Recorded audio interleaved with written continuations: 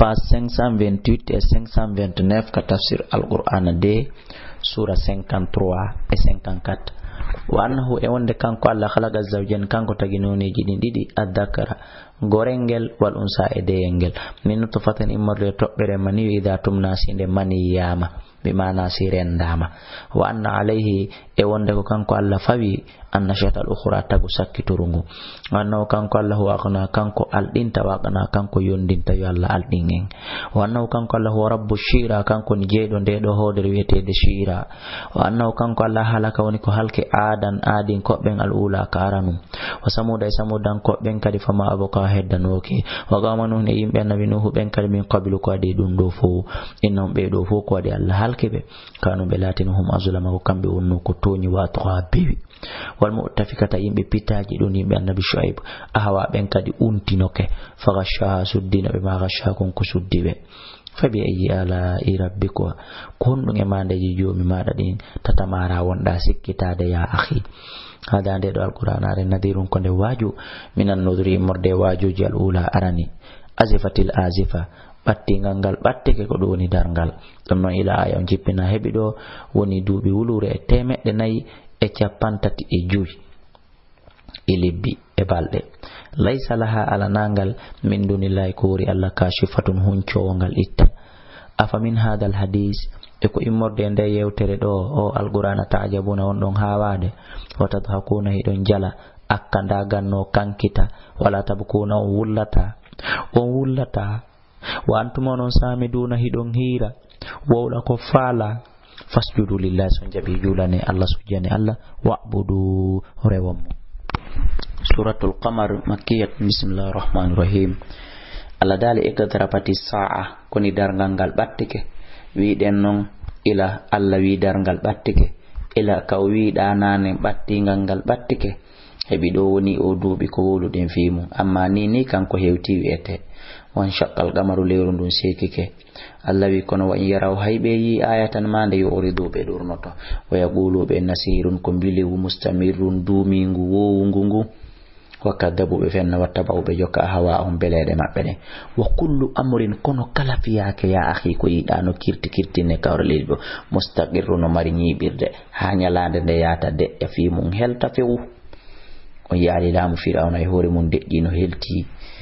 laamu kotokari deji no helti laamu kotokari kadi deje helta wala gadi jaa ahum gondi arino be minal amba imorde khabaruji ma fi kon kandanda hore ma hino e der mudum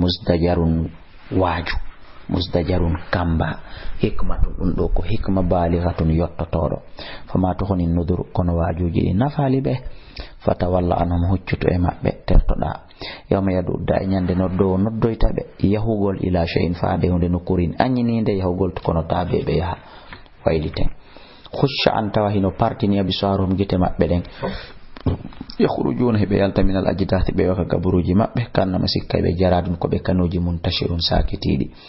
muhtiina hara ko be ngaddini be hibe e muhtiina hibe yaccio ya ila daifa de noddanu dum e hore fi kala noddanu dum ko anyini ndu notagol kono feere ala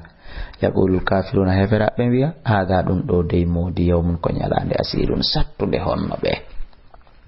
kadabat fenni gablam kaditi be gawmu nuh ni be nabi nuh ben fakadabu be fenni no abdana jiya da men on wa qalu be ni wo majnun ko feeti do wasdujira be kerani mo be kambani mo fada rabbahu kankadi onoddi jomi makko o tori o wi anne min makhlubun mi fola ma Allah fantasir wallan fa fatahana men nyaay men udditi abwaaba samai dambude kammulidin foppo modum bima indiamun hamirin wanjotodan dan yoppi wa fajjarnal arda min pulliti leydi ndi foppo yunan men watti bulli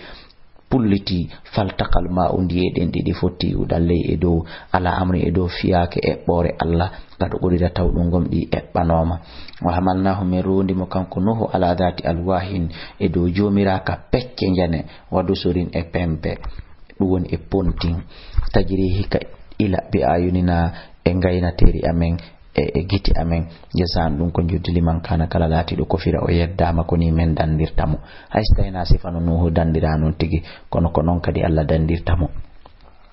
wala kat taraknaha gomdi men accilana kan ayatan mande fa hal min muddakirin tawsino wodi wajitotodo naam min abdullah kalami wajitoto e wombe lanjentade ben inshallah fa kayfa kana ko honno latorno adabi lette anden wa nudur e waju angu wala qad yassarna alqur'ana gomdi men nebini alqur'ana re dil dhikri wonande waji totodo fa hal min muddakirin tawsino wodi waji totodo na'am kadabat finni adun adin koɓɓen fa kayfa kana ko honno latorno konno feƴƴinno adabi lette anden e mabbe wa nudur e waju angum be halkino inna min arsalna min wurtuno alayhim edo mabbe rihan hendu sorsaran ngar tayindu sorharan bippayindu sorharan sattundu ifugol fi yawmin ahsin e nyalaadi baleji mabbe mustamirrin dumidi tanzi unnasa hindu irta yimbe ben sanyina kanno masikka be ajazu nakhlin ko be julle tamaro munqairin irtide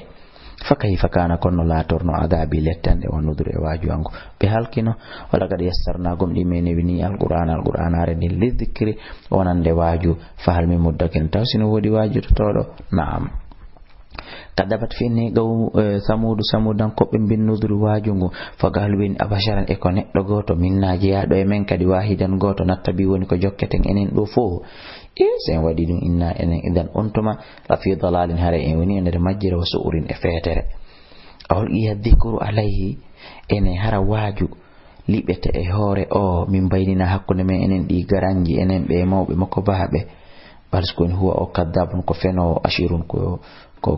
yimo Allah wi awa